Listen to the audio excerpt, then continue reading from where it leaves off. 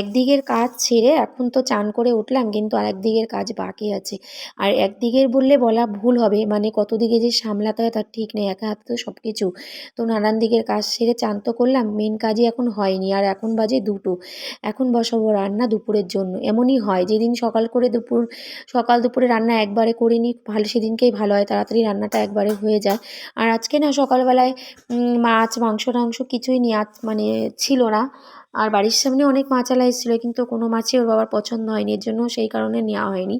বললো যাই হোক আজকে একটু চিকেন নিয়ে আসবে, অনেক দিন খাওয়া হয় না।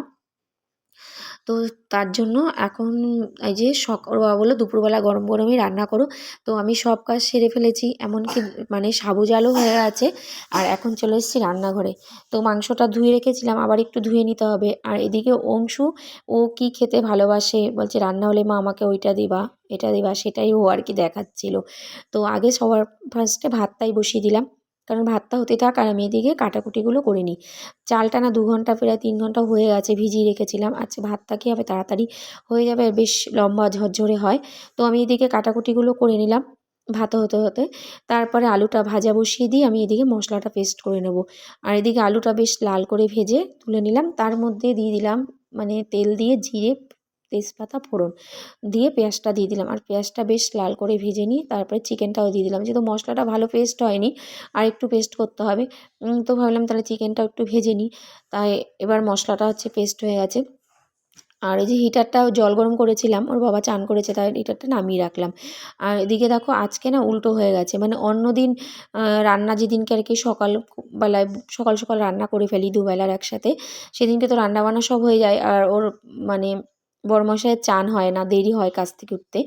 আজকে মানে ওনার চান হয়ে গেছে আর আমার এদিকে রান্না হয়নি, এমনই হয়। আজকেও তাড়াতাড়ি আজকে কাজটা হয়ে গেছে। তো এদিকে খাবে তাড়াহুড়ো লেগে গেছে, ছেলেদেরও খিদে পেয়ে গেছে। আর এদিকে ও কাপড় ভাজতেও মানে ভাঁজ করতে বসবে। তো ওইদিকে ভাতটা নামিয়ে নিলাম আর মশলাটা কষা হয়ে গেছে। এবার জল দিয়ে দিলাম। তা জলটা আজকে একটু গরম মানে ফুটিয়ে নিয়েছি, তাড়াতাড়ি হয়ে যাবে এতে। তো এদিকে মাংসটা হয়ে এসছে, তারপরে নামানোর আগে গরম মশলা দিয়ে দিয়েছি।